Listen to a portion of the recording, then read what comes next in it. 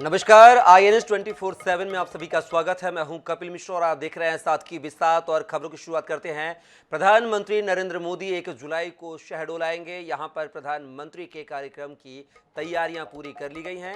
PM का मुख्य कार्यक्रम लालपुर ग्राम पंचायत के हवाई मैदान में होगा, जहां पीएम एक विशाल जनसभा को संबोधित करेंगे। इस दौरान पीएम मोदी आयुष्मान कार्ड का वितरण और स्किल सेल एनीमिया उन्मूलन मिशन 2047 की शुरुआत करेंगे। बता दें कि व्यवस्था में अब एक बदलाव किया गया है। अब प्रधानमंत्री लोगों से संवाद करने के लिए खाट पर ही बैठेंगे। इसके पहले प्रधानमंत्री के लिए तख्त और जनता के लिए खाट की व्यवस्था की गई थी। अब इसमें बदलाव कर दिया गया है। बारिश के मौसम को देखते हुए पकरिया गांव की अमराई के बगल में ही वाटरप्रूफ टेंट लगाया गया है, जिसमें बैठकर प्रधानमंत्री 360 लोगों से संवाद करेंगे। बारिश नहीं होने पर कार्यक्रम खुले आसमान तले अमराई में आयोजित करने के इंतजाम भी किए गए हैं। लालपुर से पकरिया ग्राम तक सड़क के दोनों ओर बैरिकेड किया गया है। पकरिया ग्राम में प्रधानमंत्री खिलाड़ी, लखपति दीदियों और आदिवासी समाज के लोगों के साथ संवाद करेंगे और उनके साथ भोजन भी करेंगे। आयोजन के दौरान सुरक्षा व्यवस्था में 15 IPS अफसरों के साथ 4000 पुलिसकर्मी तैनात रहेंगे। मुख्य रूप से वही कार्यक्रम है ना, जनजातीय समाज के मुखियाओं से और वरिष्ठ जनों से चर्चा है, स्वसहायता समूह की महिलाओं से, पैसा एक समिति के जो मेंबर्स हैं उनसे, और हमारी फुटबॉल क्रांति के जो अच्छे फुटबॉल प्लेयर हैं, बच्चों से लेकर बड़ों तक के हर ग्रुप के, जो कहीं ना कहीं जीते हुए हैं किसी राष्ट्रीय राज्य स्तरीय प्रतियोगिता में, उन सबके साथ है संवाद। और उसके बाद में एक पारंपरिक भोज का आयोजन है।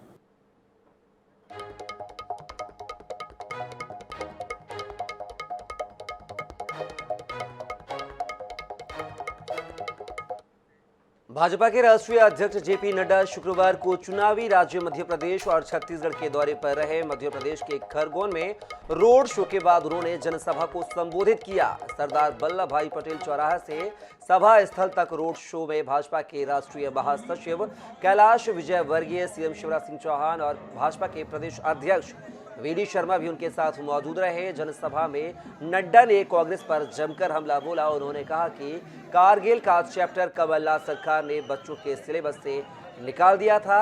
इस तरह का काम कमलनाथ ने अपने कार्यकाल में किया था। ये हमारी सेना का अपमान है और अब नवंबर में आपको कमलनाथ का चैप्टर ही गायब कर देना है। नड्डा भाजपा की केंद्र सरकार के 9 साल पूरे होने पर जनसभा को संबोधित कर रहे थे। इस दौरान उन्होंने केंद्र और प्रदेश सरकार की उपलब्धियां भी गिनाई। इससे पहले CM शिवराज ने खरगोन में मेडिकल कॉलेज खोले जाने और नवग्रह कॉरिडोर बनाने का ऐलान किया है। कार्यक्रम में कांग्रेस विधायक विजयलक्ष्मी साधो की बहन प्रमिला साधो BJP में शामिल हुई।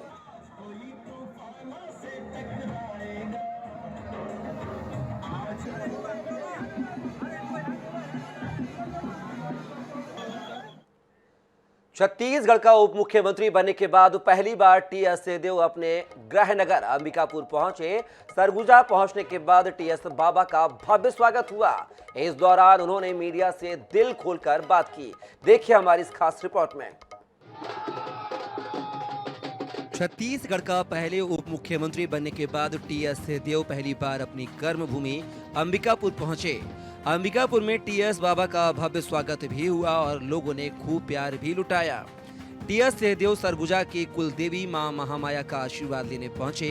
अंबिकापुर और आसपास से आए लोगों से उन्होंने मुलाकात भी की। साथ ही मीडिया के सामने दिल खोलकर उन्होंने अपनी बातें भी रखी।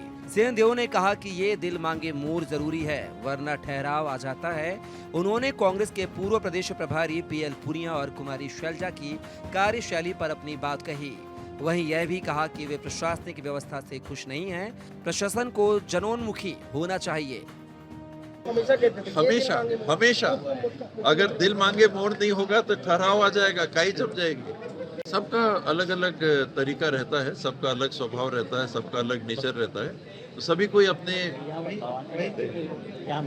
नेचर के हिसाब से काम करते हैं। पुनिया जी ने अपने हिसाब से काम किया और उनका भी जो योगदान मिला, आखिर सफलता की हम ओर गए।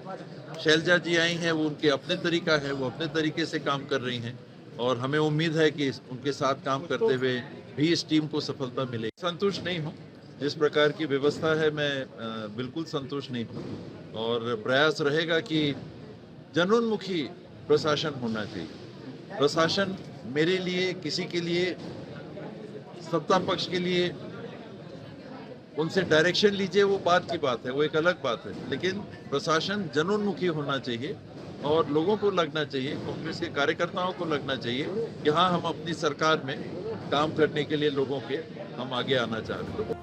टीएस सिंहदेव के डिप्टी सीएम बनने से अंबिकापुर ही नहीं पूरे सरगुजा संभाग के कार्यकर्ता खासे उत्साहित है, लेकिन इस उत्साह को वोट में तब्दील करके 14 की 14 सीटों को बरकरार रखने की चुनौती भी उनके सामने होगी। रायपुर से INS 24/7 के लिए गौरव शर्मा की रिपोर्ट। केंद्रीय राज्य मंत्री प्रहलाद सिंह पटेल ने दमोह पुलिस का बायकॉट कर दिया है। उन्होंने कहा है कि दमोह पुलिस ने उनके कार्यकर्ता पर बगैर जांच किए मुकदमा दर्ज किया है, इसलिए न्याय मिलने तक दमोह पुलिस के किसी भी कर्मचारी की सेवाएं नहीं लूंगा। मामला तूल पकड़ने के बाद प्रदेश के गृह मंत्री ने जांच CID को सौंप दी है। देखिए हमारी इस खास रिपोर्ट में। दमोह के बजरिया वार्ड 3 में 23 जून को राशन दुकान में सेल्समैन विक्रम उर्फ बिक्की रोहित का शव फंदे पर लटका मिला। उसके पास 2 पन्नों का सुसाइड नोट भी मिला, जिसमें धर्मपुरा वार्ड पार्षद पति और नगरपालिका सांसद प्रतिनिधि यशपाल ठाकुर, भाजपा नेता मोंटी रखवार, नरेंद्र परिहार और नर्मदा सूर्यवंशी पर मानसिक प्रताड़ना का आरोप लगाया गया था। सुसाइड नोट में केंद्रीय मंत्री पटेल के नाम का भी जिक्र था, जिसमें लिखा गया कि आरोपी मंत्री का नाम लेकर उस पर दबाव बनाकर राशन दुकान छीनने का प्रयास कर रहे हैं। मृतक के परिजनों ने शव रखकर दोषियों पर कार्रवाई की मांग की। फांसी लगा ली, राशन दुकान के अंदर ही लगाई फांसी, और उस सुसाइड नोट मिला है, उसमें 4-5 जन के नाम हैंगे और कुछ नाम होंगे वो जांच के बाद ही पता चलेगा इन लोग के द्वारा। अभी इनके इसका यशपाल ठाकुर, नंबर अपने मोंटी रखवार, नरेंद्र परिहार और नर्मदा सूर्यवंशी, प्रहलाद पटेल की पावर के द्वारा ये सब हमारे ऊपर किया दबाव डाल रहे हैं। इसके बाद पुलिस ने मामला दर्ज किया। पुलिस के मामला दर्ज करने के बाद प्रहलाद पटेल नाराज हो गए और उन्होंने पुलिस की सुरक्षा लेने से इनकार कर दिया। साथ ही पुलिस पर झूठा मामला दर्ज करने का भी आरोप लगाया है। मेरे कार्यकर्ता हैं, यशपाल एक जिम्मेदार जनप्रतिनिधि हैं, लेकिन बाकी और भी लोग हैं जिनके नाम उसमें लिखे हैं, फिर तो उसमें मेरा भी नाम है, फिर मुझ पर भी मुकदमा लगना चाहिए। पुलिस से मैं हर कीमत पर उनके साथ हूँ। मैंने कहा था कि बहुत बारीकी से जांच होनी चाहिए, लेकिन उसके बाद भी पुलिस ने जो जल्दबाजी की है, मैं इसका सख्त विरोध करता हूँ। और जब तक इन सबको न्याय नहीं मिलेगा, मैं दमोह पुलिस की कोई सेवाएं नहीं लूंगा। दरअसल पूरा मामला जिले में बीजेपी के नेताओं के वर्चस्व से जुड़ा है। मृतक और मृतक के सुसाइड नोट में जो नाम लिखे हैं वो सभी बीजेपी के कार्यकर्ता हैं। मृतक जयंत मलैया गुट का था और सुसाइड नोट में जिनके नाम लिखे हैं वो प्रहलाद पटेल के समर्थक हैं। पुलिस के द्वारा मामला दर्ज करने को लेकर प्रहलाद पटेल की नाराजगी इसलिए है कि उनके दबाव बनाने के बावजूद भी पुलिस ने मामला दर्ज किया। इधर मामले के तूल पकड़ने के बाद प्रदेश के गृह मंत्री नरोत्तम मिश्रा ने मामले की जांच CID को सौंप दी है। INS 24/7 के लिए दमोह से धर्मेंद्र पांडे के साथ भोपाल से मनीषकांत जैन की रिपोर्ट। राजगढ़ में भाजपा के पूर्व विधायक गौतम टेटवाल का एक वीडियो सोशल मीडिया पर वायरल हो रहा है। आपको बता दें, वीडियो में पूर्व विधायक गौतम ट्रैफिक पुलिस से उलझते हुए नजर आ रहे हैं। गाड़ी आगे ले जाने से मना करने पर वह कह रहे हैं कि मुझे फांसी पर लटका देना, लेकिन मैं गाड़ी निकाल कर रहूंगा। पूर्व विधायक वीडियो में यह बात भी बोल रहे हैं कि तुम्हारी मुझसे दुश्मनी है, इसलिए तुम मेरी गाड़ी को आगे नहीं जाने दे रहे हो। गौतम टेटवाल खुद ही बैरिकेड हटाकर गाड़ी निकालने लगते हैं। ड्यूटी पर तैनात ट्रैफिक पुलिस कर्मी ने इस घटना का वीडियो बना लिया, जो अब तेजी से सोशल मीडिया पर वायरल हो रहा है। क्यों? निकल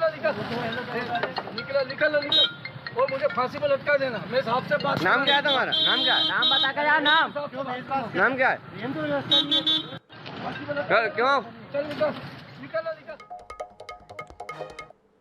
हमेशा सामाजिक सरोकारों को आगे रखकर अपना दायित्व निभाने वाला हरिभूमि INS ग्रुप बिलासपुर में संवाद 2023 कार्यक्रम का आयोजन कर रहा है। 1 जुलाई को सुबह 10:30 बजे से यश पैलेस बिलासपुर में आयोजित इस कार्यक्रम में अंचल के हालात पर खुलकर बात दिग्गजों के साथ होगी, जिसमें भाग लेने प्रदेश के उप मुख्यमंत्री टी.एस. सिंहदेव, उच्च शिक्षा मंत्री उमेश पटेल, पर्यटन विकास निगम के अध्यक्ष अटल श्रीवास्तव, विधायक शैलेश पांडे, पूर्व विधानसभा अध्यक्ष धर्मलाल कौशिक, पूर्व मंत्री अमर अग्रवाल, कृष्णमूर्ति बाधी मौजूद रहेंगे। इस कार्यक्रम में राजनीति, शिक्षा, चिकित्सा क्षेत्र के धुरंधर हर सवालों का जवाब देंगे। इस मौके पर विलासा जीवन साधना सम्मान भी अपने अपने क्षेत्र में बेहतर योगदान देने वाली हस्तियों को सम्मानित किया जाएगा।